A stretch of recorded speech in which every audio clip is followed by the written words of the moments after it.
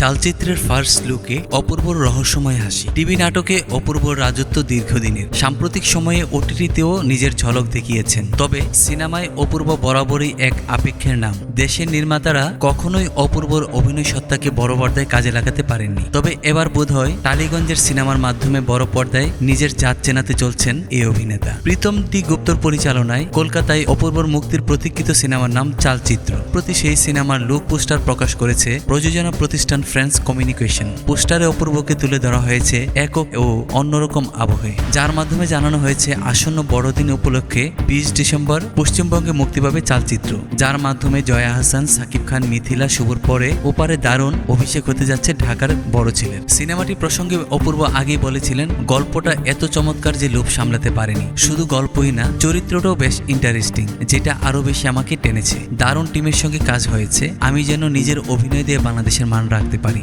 দর্শকের মন জয় করতে পারি, সর্বোচ্চভাবে সেই চেষ্টা করেছি। এই সিনেমায় অপূর্বর সঙ্গে রয়েছেন টলিউডের নামজাদা সব অভিনেতারা, টুটা রায় চৌধুরী, রায়মা সেন, প্রাত্য বসু, অনির্বাণ চক্রবর্তী সহ আরো অনেকে। 24 নভেম্বর সকালে প্রযোজনা প্রতিষ্ঠান ফ্রেন্স কমিউনিকেশনের ফেসবুক পেজ থেকে অপূর্ব লুক পোস্টারটি পোস্ট করে ক্যাপশনে লেখা হয়েছে, তার নাম কেউ জানে না, কিন্তু তাকে ছাড়া খুনি ধরা অসম্ভব।